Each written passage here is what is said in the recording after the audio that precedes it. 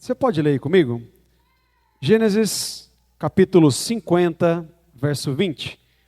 Vós, na verdade, intentaste o mal contra mim, porém Deus o tornou em bem, para fazer como vedes agora, que se conserve muita gente em vida. Amém? Pode olhar para cá.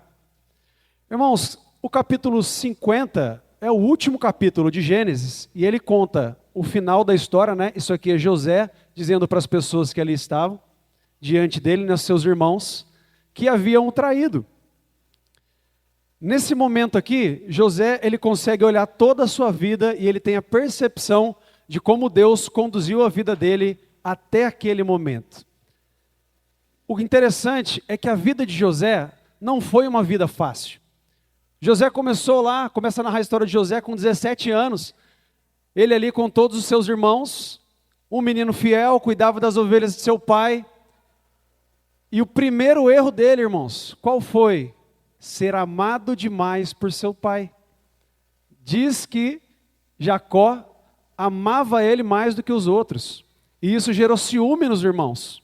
Então os irmãos começam a não gostar de José, começam a pegar no pé dele, simplesmente porque o pai amava demais ele. O que ele fez para ganhar esse amor do pai? Nada. Ele era um bom filho. Apesar de ser fiel, coisas ruins aconteciam com ele.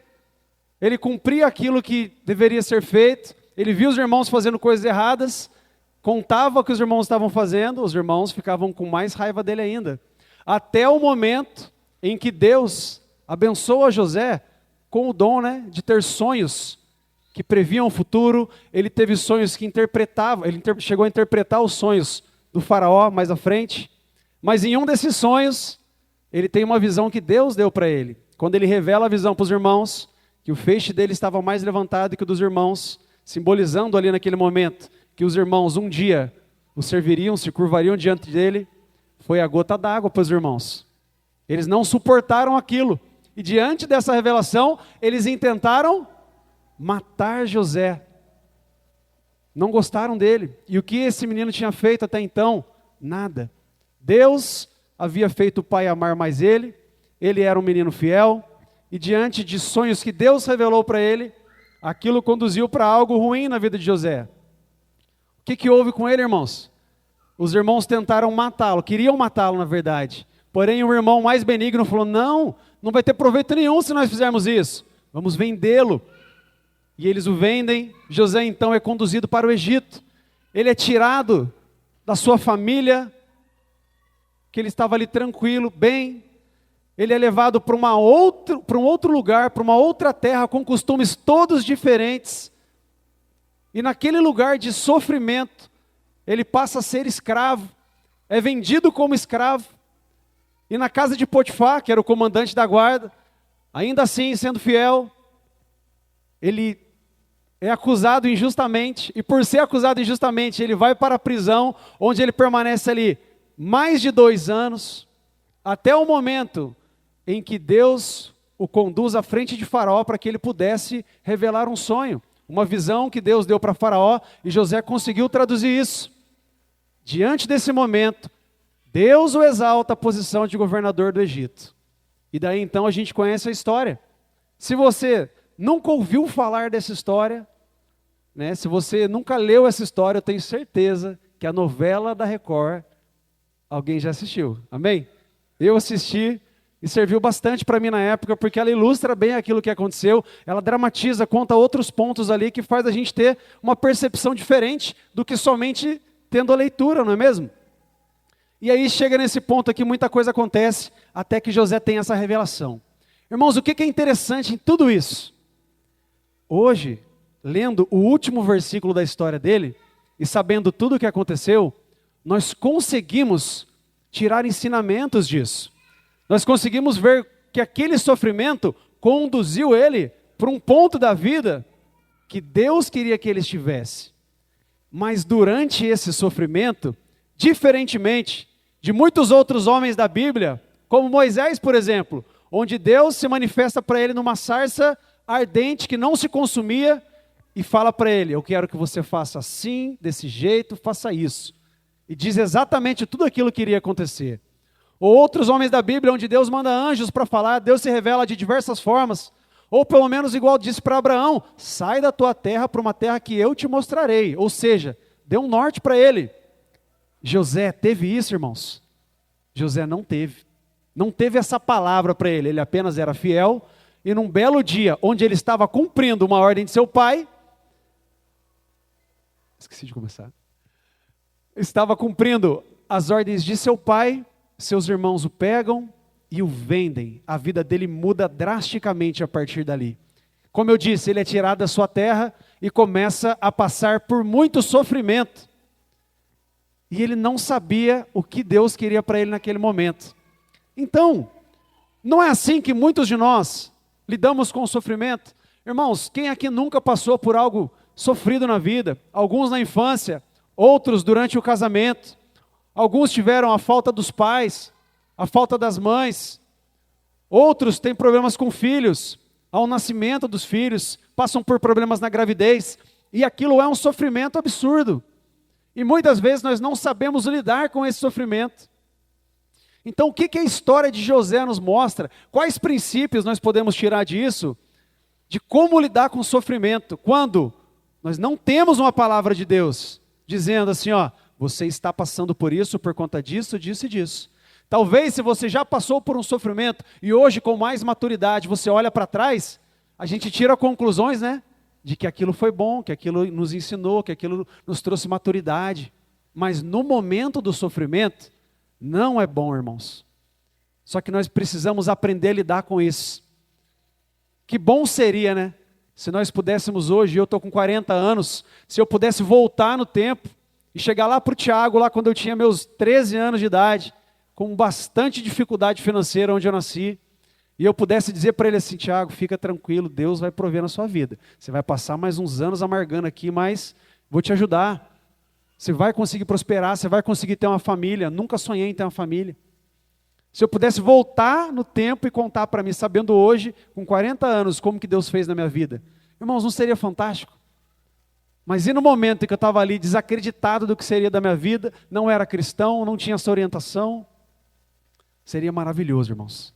Então, que nós possamos hoje, né, assim como José, passou pelo sofrimento, e depois ele entendeu isso, ele entendeu o propósito de Deus para ele entendeu o que Deus queria colocando ele naquelas situações ali, no final da vida ele conseguiu entender, que nós possamos lidar como ele lidou com o sofrimento dele. Amém?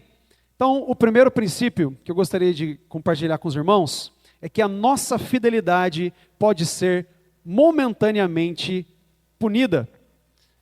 Pode colocar o versículo aí, por favor? Gênesis 37, 26, 27. Então disse Judá a seus irmãos, de que nos aproveita matar o nosso irmão e esconder-lhe o sangue? Vinde, vendamo-lo aos ismaelitas, não ponhamos sobre ele a mão, pois é nosso irmão e nossa carne.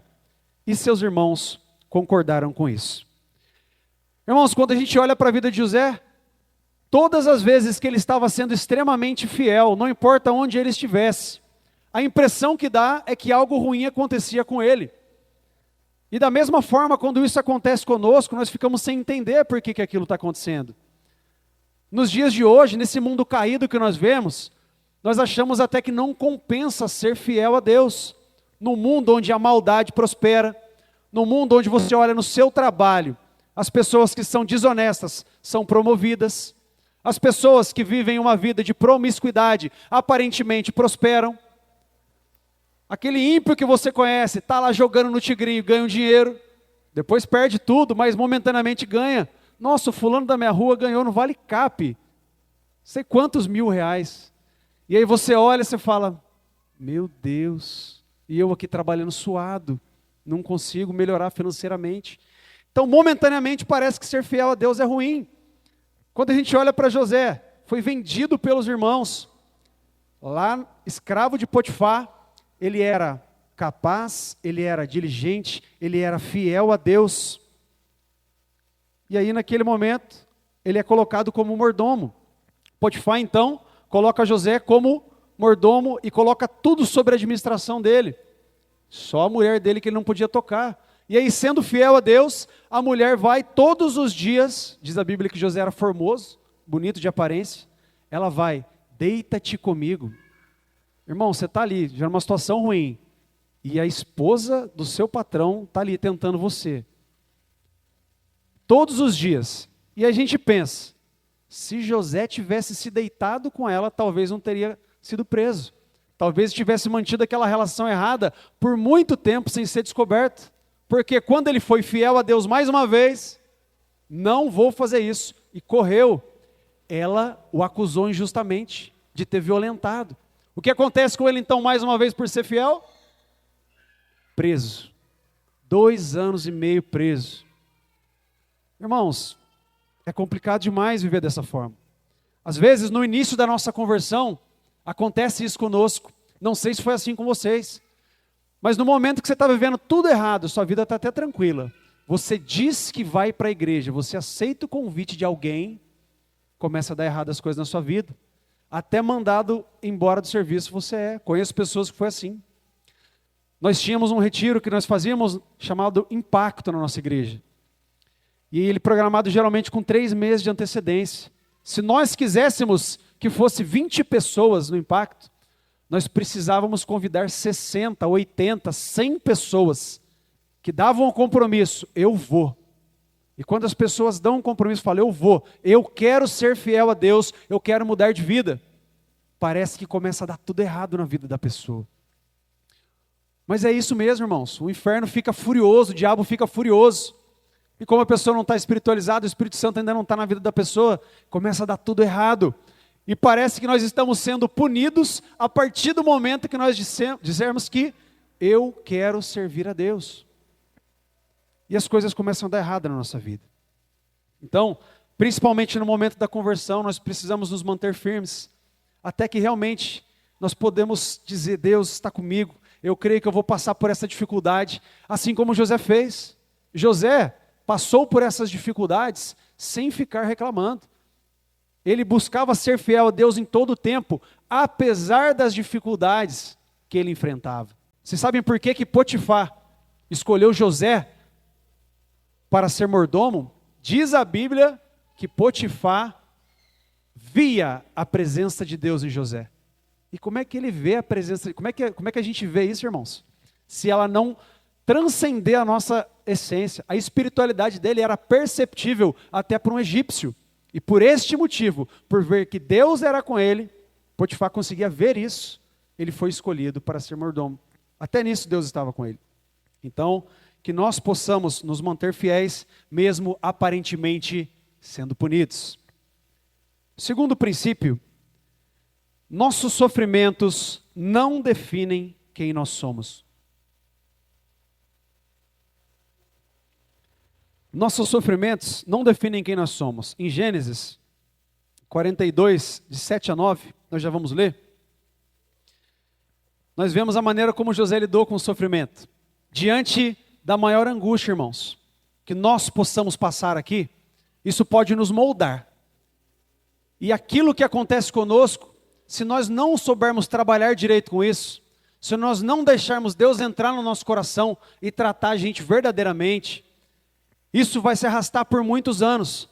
Quem aqui não conhece uma pessoa que teve uma vida difícil, que foi maltratado, que não teve pai ou mãe, e por conta disso se torna uma pessoa amarga, ou que teve uma separação no casamento, ou casou errado sem a bênção de Deus, e por conta disso hoje colhe frutos de amargura. São pessoas tristes, amarguradas, porque não souberam lidar direito com aquilo que aconteceu com elas. E qual é o problema disso? Muitas vezes as pessoas se convertem e dentro da igreja nós temos pessoas que vivem amarguradas, porque não conseguem lidar com o sofrimento que aconteceu. Basicamente, não conseguem lidar com o perdão, não conseguem olhar para algo que aconteceu e falar, Deus, eu perdoo aquelas pessoas. E aí não quer nem ver, não olha na cara, fica com tristezas, com mágoas. Nós não sabemos lidar direito e aquilo nos fere. São pessoas que têm espinhos que não foram arrancados. Então, muitas vezes na convivência, dentro da igreja, aqui no meio cristão, quando acontece algo parecido com aquilo que ela passou, relou nela assim, ó, na pessoa, dói de novo.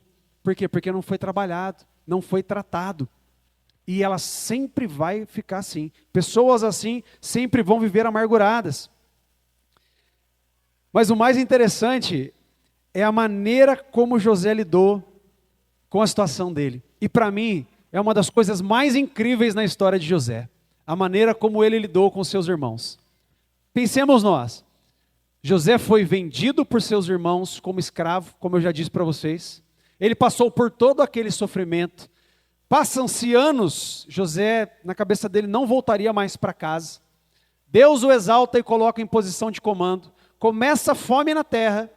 Após 2 anos que a fome está na terra, José com poder, os irmãos de José vão até o Egito para buscar mantimento, por ordem de Jacó. E naquele momento que os irmãos, aquelas pessoas que magoaram ele, estão diante de José, José tem a sensação ali, irmãos, eu tento descrever, mas é maravilhoso, porque mostra a humanidade de José naquele momento. Se não tivesse esse capítulo na Bíblia, contando a história dele, nós acharíamos que José é um personagem fictício, perfeito demais para ser verdade, muito distante de mim e de você. Mas não, ele não é. Ele era um ser humano como eu e você, que tinha suas dificuldades também. Quando os irmãos de José chegam diante dele, aquelas pessoas que fizeram mal, irmãos, nós, se tivéssemos o poder dele, talvez como nós lidaríamos? Ele tinha o poder de mandar matar os irmãos dele, se vingar deles. E quando a gente lê o texto, dá muita impressão que José faria isso. Quando ele reconhece os irmãos, diz que os irmãos não reconhecem. Para quem assistiu a novela da Record sabe por que eles não reconhecem. Porque ele já estava com trajes egípcios, com o cabelo egípcio, ele estava de outra forma. E tinham se passado anos ali. Ele tinha mudado e estava diferente. E, diz o texto também, que ele falava egípcio ali e ele usava um intérprete. Então, eles entendiam que era uma outra pessoa. Não desconfiaram. Quando os irmãos chegam diante dele, ele tendo o poder de se vingar dos irmãos, ele tendo força para fazer aquilo, e aquele sentimento veio dentro dele com muita vontade. Ele então, o que é que ele faz? Ele acusa os irmãos de serem espiões. E coloca os irmãos na prisão. Eles tentam ali dizer para ele, não, nós não somos espiões, somos filhos de um homem que tem 12 filhos, um deles já se foi, e começa a contar a história. Aquilo ali deve dar mais fúria ainda dentro de José. Diz o texto que depois que ele ouve aquilo ali, José chora. É o lado humano dele, ele fica emocionado de ver os irmãos. Mas ele coloca os irmãos na cadeia. E aí o texto fala, nossa, quando a gente lê a primeira vez, ele vai se vingar dos irmãos, mas ele não era perfeito. Não, irmãos, ele era como eu e você. E é por isso que nós podemos aprender muito com a história dele. Mas passam-se 3 dias dos irmãos na prisão. Imagina a cabeça dos irmãos, eles falam isso no texto. É porque nós fizemos mal para ele, é que está acontecendo essas coisas conosco. Então eles começam a pensar naquilo.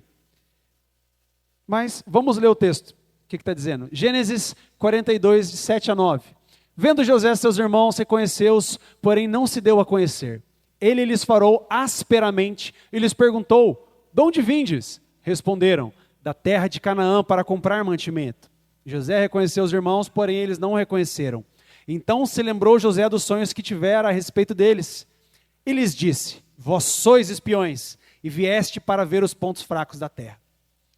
Então ele coloca os irmãos na prisão, passam-se 3 dias, e ali no versículo 18, José, o texto mostra por que ele teve misericórdia dos irmãos e mudou de ideia. Gênesis 42, 18. Ao 3º dia, disse-lhes José, fazei o seguinte e vivereis, pois temo a Deus. Irmãos, é isso que faz toda a diferença, fez a diferença na história de José e vai fazer a diferença na minha e na sua vida.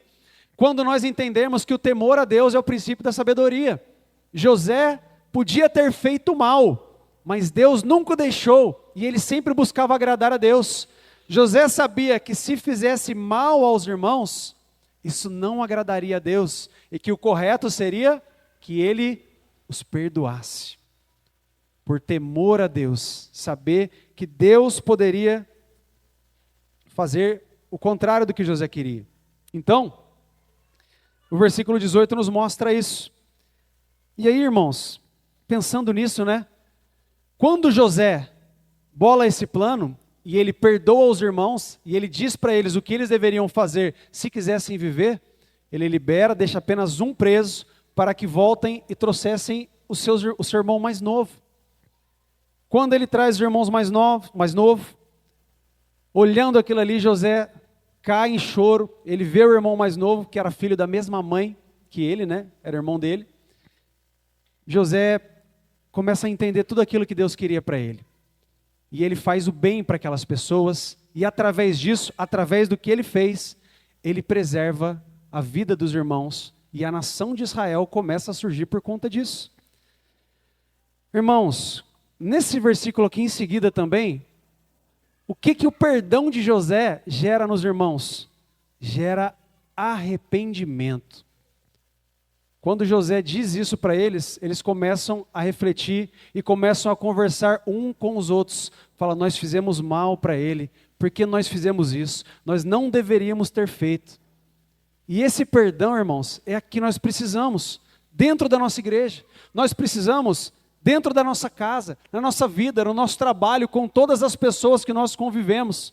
Se nós soubermos perdoar as pessoas, Deus vai se agradar disso. Mas se nós não perdoarmos, nós precisamos saber também se nós realmente temos temor a Deus.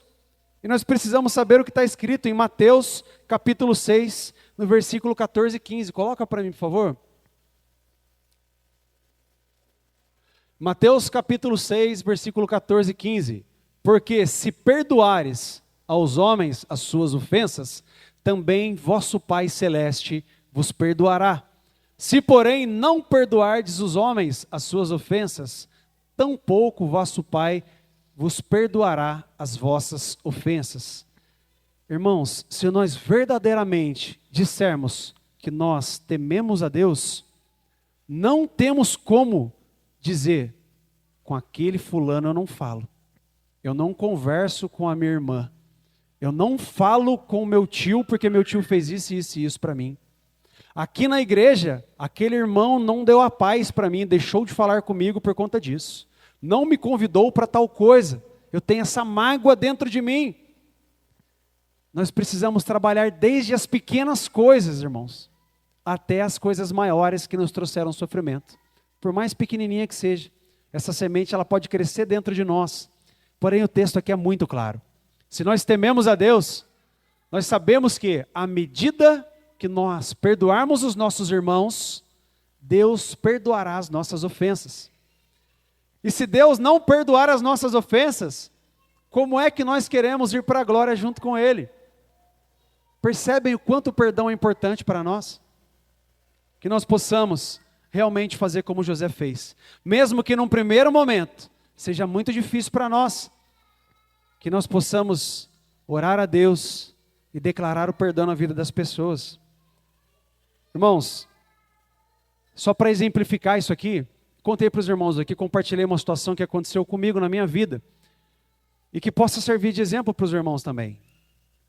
Eu nunca tive um bom relacionamento com meu pai. Meu pai sempre foi distante dentro de casa. Somos eu e mais 2 irmãos. E a nossa mãe, né, foi quem realmente sustentou a casa durante muito tempo. Meu pai fazia coisas ruins para nós. Então, quando eu já tinha um pouquinho mais de entendimento, eu nem falar com ele eu falava. 15 anos, 16 anos, bem rebelde mesmo. Não tinha contato com ele. Quando eu, passando por um momento de dificuldade, comecei a conhecer o que era Deus, eu fui nesse retiro que nós fazíamos, que chamava Impacto, e por muitas pregações, uma imersão realmente no verdadeiro evangelho, numa das noites ali, tinha uma pregação chamada A Cura da Alma, e apresentaram esse versículo para nós. E como eu queria muito o perdão de Deus, eu percebi que se eu não declarasse o perdão na vida da pessoa, que naquele momento eu mais odiava, Deus não me perdoaria também dos meus pecados, eu não conseguiria ter uma vida plena com Ele. Então, naquela noite, de uma maneira simbólica, pediram para a gente escrever o nome das pessoas que a gente gostaria de perdoar, que tinham feito muito mal para a gente. Ali eu coloquei o nome do meu pai, coloquei naquela fogueira e declarei o perdão, mesmo sem a vontade de fazer aquilo. Mas para cumprir o que estava escrito, porque eu realmente entendi isso naquele dia, que eu precisava fazer isso. E de uma maneira miraculosa, quando a gente declara verdadeiramente o perdão na vida das pessoas, o Espírito Santo de Deus vem com uma força, e Ele nos capacita a fazer isso de verdade. No final do retiro, eu li uma carta que meu pai tinha escrito, que foram buscar, né, os irmãos fazem isso. Isso para mim foi fantástico, fantástico. E quando eu cheguei em casa depois daquilo, eu fiz uma coisa que eu não fazia, não lembrava a última vez que eu tinha feito. Eu fui até o meu pai e dei um abraço nele. Ali eu pedi perdão para ele de tudo que eu já tinha feito. Nós dois nos abraçamos e começamos a chorar ali. E aquilo foi fantástico. E dali para frente, o nosso relacionamento mudou. Meu pai pôde viver coisas com os meus filhos que a gente nunca viveu junto. Não me lembro, não me recordo disso. E aquilo para mim, quando eu vi aquilo, para mim foi fantástico demais. Desde então a gente tem um relacionamento. Mas só é possível quando a gente realmente entende esse versículo. E a gente sabe que a gente precisa perdoar as pessoas. Se José não tivesse perdoado os irmãos dele e tivesse matado os irmãos dele, existiria a nação de Israel, irmãos? Poderia existir a nação de Israel? Poderia ter acontecido tudo o que foi escrito na Bíblia se a nação de Israel tivesse sido exterminada ali? O perdão de um homem mudou, ou melhor, construiu a nossa história. Se nós estamos aqui hoje, foi porque José entendeu isso e teve temor a Deus. Amém? Terceiro princípio, irmãos. A maldade humana nunca será maior do que a bondade divina. Coloca o versículo para mim, por favor, Miguel. Gênesis 45, 7 e 8 diz assim: Deus me enviou adiante de vós para conservar vossa sucessão na terra e para vos preservar a vida por um grande livramento. Assim, não fostes vós que me enviastes para cá, e sim Deus, que me pôs por pai de Faraó e senhor de toda a sua casa, e como governador em toda a terra do Egito. Irmãos, a maldade humana, de que maldade nós estamos falando? Essa maldade que nós vemos todos os dias na televisão, basta você ligar a TV para você ver que o mal existe no mundo.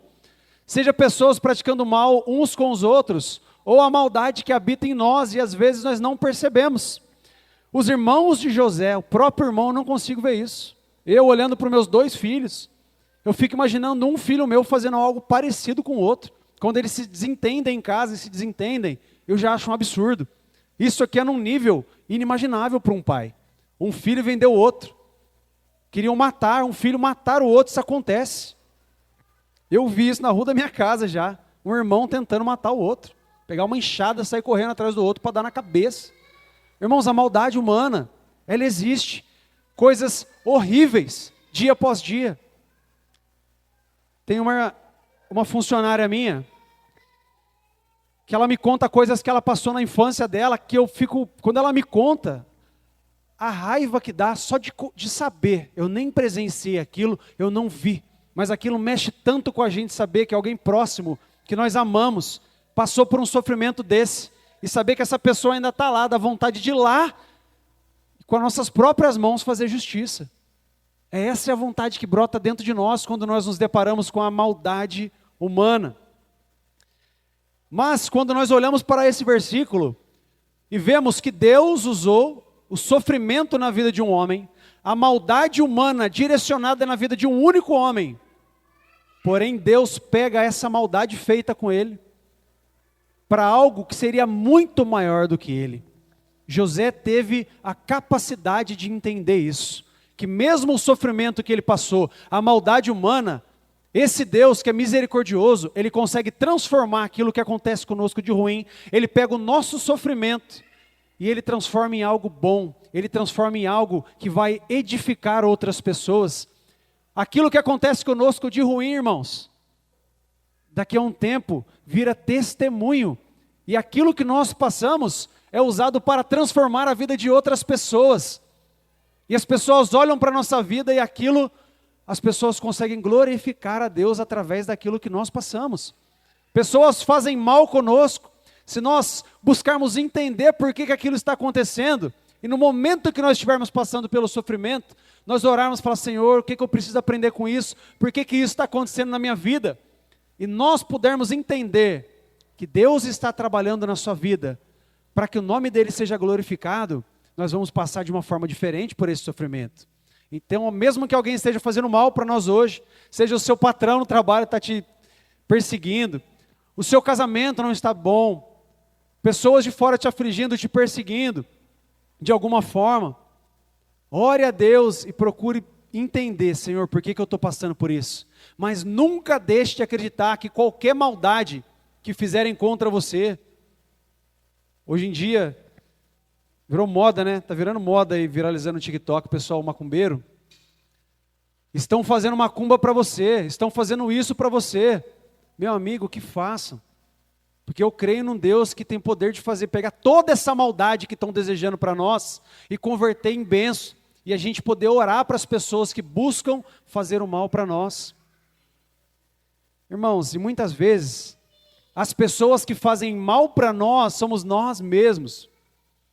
Antes da minha conversão, fiz tudo errado, né? Eu e a Maria Laura, minha esposa, a gente se conheceu, nós não éramos convertidos, tivemos um relacionamento mundano. E desse relacionamento mundano ela engravidou, nós não éramos casados. E naquele momento ali que eu vi tudo de ruim acontecendo, o mundo desmoronando em cima da minha cabeça, não tinha dinheiro, não tinha condições psicológicas de resolver aquilo. A família dela, quanto a minha, não, meu Deus, o que vocês fizeram, o que vai acontecer? E naquele momento de maior sofrimento que eu lembro de ter passado, de não poder pagar um ultrassom para minha namorada na época, ver se está tudo bem com o filho. Pensa, e eu estava distante no momento. Aquele momento de maior sofrimento na minha vida, Deus canalizou aquilo para que eu encontrasse a Ele. E naquele momento de maior sofrimento foi o momento que eu e a minha esposa conhecemos a Deus, nós buscamos porque eu estava no fundo do poço, eu não tinha saída. Então a única opção que me sobrava no fundo do poço era olhar para cima e enxergar Deus com as mãos esticadas, querendo puxar a gente e nos dar uma oportunidade. E aí, nós nos convertemos, e obviamente, irmãos, o pecado tem suas consequências. Nos primeiros anos ali de casados, muito sofrimento, muita dificuldade financeira, mas buscando a Deus todos os dias na igreja, e passando por aquele livramento. Hoje eu consigo contar isso, e dizer que Deus não nos abandonou, e que aquele sofrimento que nós passamos, Deus estava ali para que eu pudesse conhecer a Ele, e Ele converteu aquela maldição, tudo aquilo que estava errado, no momento em que nós aceitamos a Deus verdadeiramente, Deus pegou tudo aquilo que era de ruim, e converteu em bênção. Hoje eu olho para a minha família, graças a Deus, irmão, sou muito grato. Quantas e quantas pessoas dizem, nossa, eu me espelho na sua família, eu vejo que vocês buscam a Deus juntos, eu vejo que vocês criam seus filhos dentro da igreja, e eu louvo a Deus por isso. Mas se Deus não tivesse trabalhado na nossa vida lá atrás, onde nós estaríamos hoje? Eu nem com a Maria Laura estaria, ela seria mãe solteira. Mas Deus, Ele converte a maldade humana em bênção. Nada é impossível para o nosso Senhor.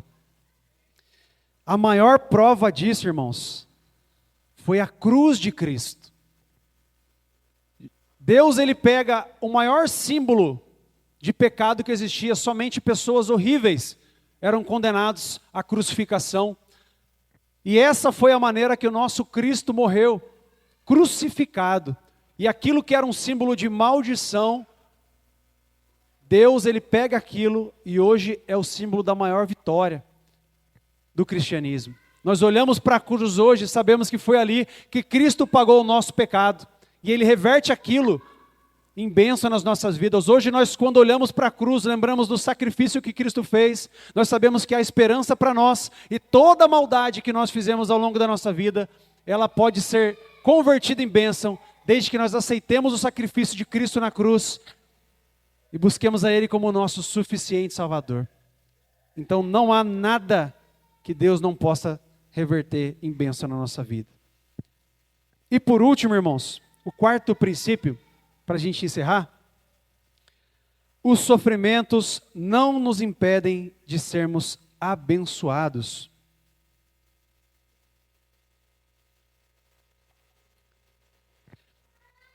Gênesis capítulo 39, verso 20 e 21.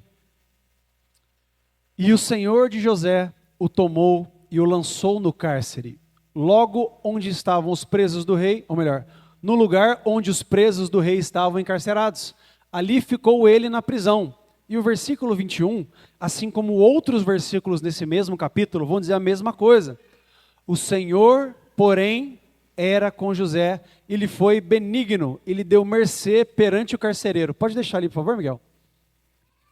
Irmãos, notem, ali ficou ele na prisão. O Senhor, porém, contudo, entretanto, todavia, isso nos dá ênfase, dizendo que, mesmo no cárcere, mesmo na prisão, José não estava ali porque ele abandonou a Deus. José não estava ali porque ele havia feito algo de errado. Deus era com José em meio ao sofrimento, o abençoando de alguma forma. Deus estava com ele e ele encontrou mercê diante do carcereiro. Se vocês observarem na história de José, desde quando ele foi preso, desde quando ele estava ali escravo, não há relatos de José murmurando, de José reclamando de algo que ele tenha passado, ou questionando, como nós vemos muitos salmistas fazendo. Senhor, por que o Senhor está fazendo isso comigo? Por que eu estou passando por isso? Onde está o Senhor? Eu creio de verdade, irmãos, que Deus era com José e ele tinha essa percepção, não vou esmorecer. E Deus o abençoava mesmo na prisão. Quando nós olhamos o final da história de José, nós percebemos que, para que o propósito de Deus se cumprisse na vida dele, e ele tivesse condições de administrar tudo que o faraó colocou na mão dele, ele precisaria passar por experiências. Então, quando ele é colocado na casa de Potifar como escravo, nós podemos dizer que José estava fazendo um estágio de administração. Porque ele começa a administrar tudo aquilo que Potifar tinha, e eu acredito que não eram poucas coisas. Por ser comandante da guarda, ele deveria ter muitas posses, deveria ser bem sucedido. E ele começa a administrar tudo quanto ele tinha, e começa a ficar bom em administração e entender de alguma coisa. Quando então ele vai preso, talvez ele precisasse de uma outra experiência, mas também de administração. Como Deus era com ele e sabia o propósito na vida de José, José começa a administrar a prisão, também na área de administração, mas em outra parte, preparando ele para aquilo que viria a acontecer. Então, naquele momento que ele estava ali, ele revelou o sonho do padeiro e do copeiro, e no momento certo, ele é colocado na frente de Faraó para que pudesse revelar o sonho. E diante daquilo, quando ele revela o sonho de Faraó, com precisão, dizendo para Faraó exatamente o que ele precisava fazer, escolha pessoas sábias, que entendam do que estão fazendo, para que durante os 7 anos de abundância, você poupe uma parte, e assim a gente consiga administrar bem os 7 anos de fome que estão por vir. Diante daquilo, e com o currículo de administração apresentado, Faraó olha para José e fala, não teria outra pessoa para eu colocar nessa função que não fosse você, porque é nítido que Deus está com você. José então administra bem. Então mesmo durante o sofrimento passado, o Senhor era com ele. No nosso sofrimento também, irmãos, se nós buscarmos a Deus, se nós examinarmos as nossas vidas, e nós olharmos e percebemos que realmente nós não estamos sofrendo por pecado da nossa parte, porque não adianta. O homem que é casado, ele busca, ele tem uma amante, e aí começa a passar situações difíceis e vão falar, não, mas eu estou passando sofrimento aqui, mas Deus está comigo. Irmãos, Deus não tem comunhão com o pecado. Para que Deus esteja conosco, e lá no céu possa dizer assim, ó, e o Senhor era com o fulano, o Senhor era com o ciclano, e aquilo que ele passou estava no controle de Deus. Nós precisamos olhar para as nossas vidas, e realmente examinarmos cada um a nós mesmos. José era fiel e Deus era com ele. Diante disso então, irmãos, qual era o resultado? Não importa onde ele estava, José prosperava. E Deus o colocou onde ele queria. José era tão grato que, para deixar isso registrado para nós, quando José tem os seus filhos, no filho que nasce primeiro, ele coloca o nome de Manassés. Deus me fez esquecer o tempo de sofrimento que ele passou. E no segundo filho, Efraim, Deus me fez próspero, mesmo em meio a tudo que ele passou. Ele esquece de tudo e se torna um homem próspero. Deus o abençoa. Então, diante de tudo isso que eu falei nesse princípio, eu posso dizer para vocês com convicção que José aprendeu pelas coisas que ele sofreu. Ele precisou passar por aquilo para que ele pudesse aprender e no momento certo ser usado por Deus. Quem mais aprendeu pelas coisas que sofreu, irmãos? Coloca para mim, Miguel, por favor. Hebreus capítulo 5, 8 e 9, falando de Jesus aqui. Embora sendo filho, aprendeu a obediência pelas coisas que sofreu. E tendo sido aperfeiçoado, tornou-se o autor da salvação eterna para todos os que lhe obedecem. Irmãos, José sofreu muito? Sim. Ele aprendeu no processo? Sim. Deus estava com ele? Sim. Cristo aprendeu pelas coisas que sofreu? Sim. E nós, quando passamos pelo sofrimento, se nós não tivermos essa percepção que o sofrimento nos trata, que o sofrimento nos molda, que o sofrimento nos prepara para coisas maiores que Deus quer colocar na nossa vida,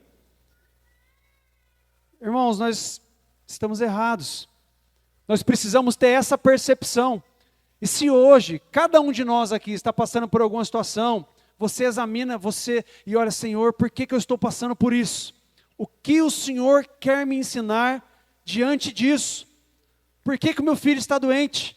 Eu preciso aprender a orar mais, clamar mais, para que o Senhor traga saúde para minha casa. Por que o meu casamento não está bom? Eu estou passando por esse sofrimento no meu casamento, estamos quase rompendo. O que eu preciso aprender? A ser um marido melhor, a cumprir o que está escrito na palavra e realmente amar minha esposa como Cristo amou a igreja. Por que eu estou passando por isso no meu trabalho? Eu não consigo firmar em nenhum trabalho. Será que eu preciso me dedicar mais? Eu preciso me especializar mais? Eu preciso ser um funcionário melhor? Eu preciso honrar o patrão no local que eu trabalho? Porque tem gente que só reclama do trabalho onde está. Deus não vai abençoar isso. Então, irmãos, nós precisamos examinar isso. E diante de um sofrimento que nós venhamos a passar, não importa qual seja, que nós possamos ter essa percepção de que o sofrimento nos molda e que nós podemos aprender com o sofrimento. E que ele nos coloca em outro patamar. E que ele nos põe, nos prepara realmente. Às vezes, na nossa igreja, né, eu lembro do pastor Rafael, foi colocado como obreiro. Foi breve até, né, pastor? Mas ele buscou aquilo ali e era toda semana, conhecendo pessoas, indo atrás de pessoas e preparando palavra e aperto em cima, assim, espremendo nisso, naquilo. E eu vejo como que Deus estava preparando ele na época. E muitas vezes eu falei, caramba, cara, Deus tem um propósito na vida dele, tem que ter. Porque é muito aperto. E hoje eu vejo como o homem de Deus, que o nosso pastor se tornou, e eu olho para trás, e hoje é mais fácil, né? Quando a gente olha para o passado, nós conseguimos entender. Mas que nós possamos sustentar o processo, passar pelo processo. Porque quanto maior for o processo, maior é o propósito disso. Que nós não possamos apenas falar, Senhor, me livra, mas me ensina. Nós possamos orar, ninguém quer sofrer de graça, mas que nós possamos entender por aquilo que Deus está nos mostrando. Amém?